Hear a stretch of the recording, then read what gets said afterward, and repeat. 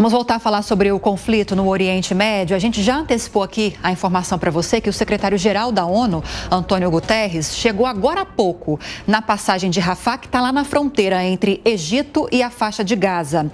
Ele participa da preparação da entrega da ajuda humanitária lá para quem está na faixa de Gaza. O nosso editor de internacional, Fabrício Naitz, que traz mais informações a respeito dessas expectativas para a abertura dessa fronteira. Naitz, bem-vindo, bom dia para você. Bom, Guterres está até otimista, diz que mais ou menos no próximo dia essa abertura deve acontecer, é isso? Exatamente, Lívia. Bom dia para você, bom dia, Colombo, todos que acompanham o Jornal da Manhã.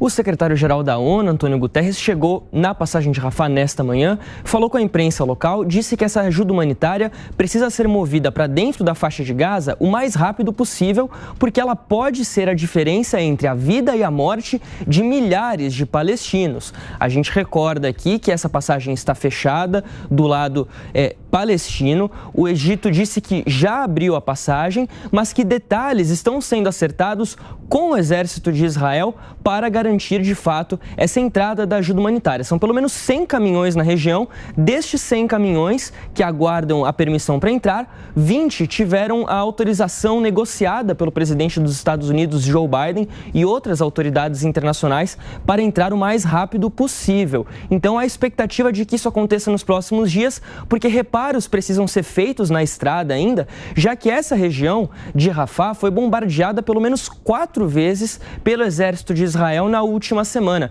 Então há diversos buracos na estrada, uma situação ali difícil para que esses caminhões que levam água, comida e suprimentos médicos entrem na faixa de Gaza. Muito importante a gente destacar também a importância dessa passagem de Rafah, porque não apenas é o local por onde a gente espera que passem os quase 30 brasileiros que estão na faixa de Gaza e outros milhares de estrangeiros que querem deixar a região, mas porque ela é um dos principais pontos de entrada e saída para as importações que chegam no território palestino.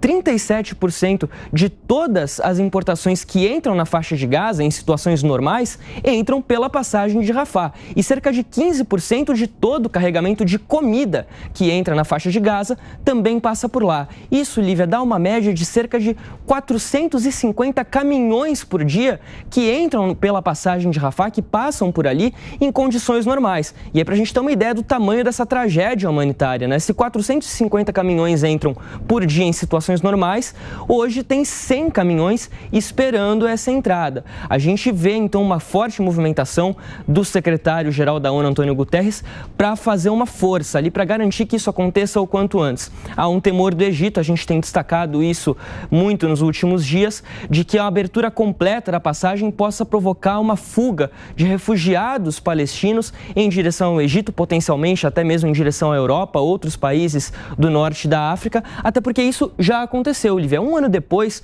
do Hamas assumir o poder na faixa de Gaza, lá em 2007, houve uma grande fuga de refugiados palestinos em direção ao Egito, em direção à Península do Sinai, e isso é uma memória que está muito viva para o povo egípcio e preocupa bastante as autoridades. Muito recente. Esse número que você trouxe para a gente chama a atenção. 400 caminhões, 450 por dia, em condições normais, passando pela passagem de Rafah para levar esses suprimentos, alimentos, água e outras questões, outras coisas também lá para a faixa de Gaza.